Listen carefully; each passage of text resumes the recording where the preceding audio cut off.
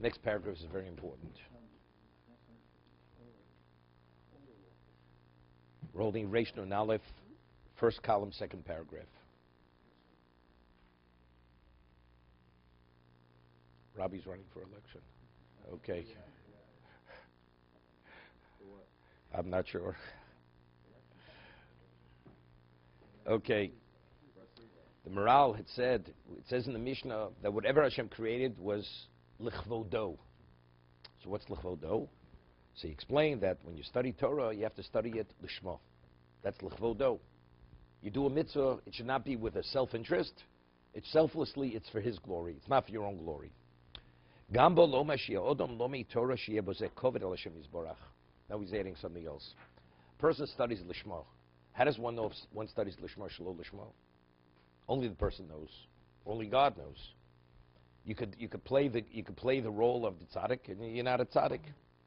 So outwardly, it seems you're doing the right thing, but inwardly, nobody knows your intention. Only yourself and Hashem and God.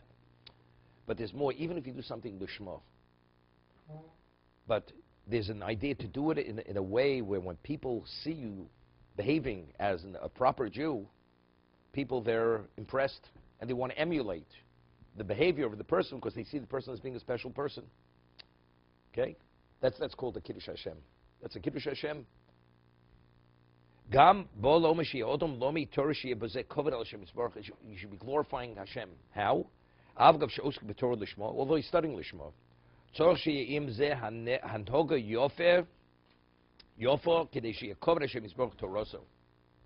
know, the Gemara says in Yuma, which is in quote, it says, Ashri Yoladato. A person who speaks respectfully to others, he carries himself in a respectful manner, and so on and so forth. What do people say about the person? Ashri Yoladato. Fortunate is the father who brought him into this world. Fortunate is the mother brought him to this world. Fortunate is the rabbi who taught him Torah. The man is a gem.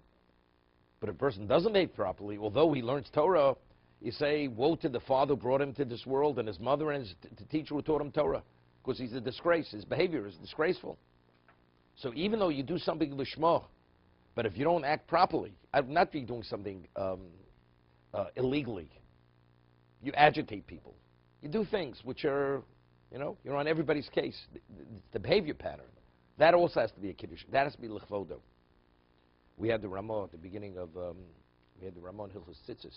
The Ramah says in Hilchos Tzitzis, the Mechaber rules that tzitzis have to be worn outside. It's a whole question what that means. Does it mean the strings? Does it mean even the beged should be worn on top of the clothing? It's a question in halacha. But definitely the strings should be worn outside of your pants. So the Ramah says, what happens if it agitates people? People see it and they're agitated by it. He says, then you should put them in your pants. Because you better do the mitzvah not to agitate people. Agitate going. What? Agitate going or Jews. Jews will be agitated by it. Some people that rub the wrong way by it. They're not used to it. It's like, evidently, we're saying something that has value, otherwise we would be interrupted. very agitated. Like many years ago, when we were on 61st Street, many years ago when we were on 61st Street, we started Yad Avram 29 years ago. So sometimes we started the minyan, we were short a person. We had 9 people.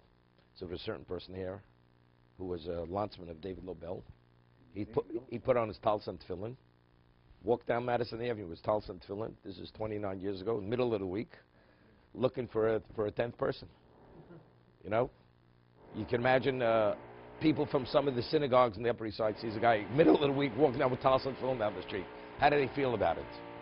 Sure, it doesn't sit well with them. Okay, so it's agitation.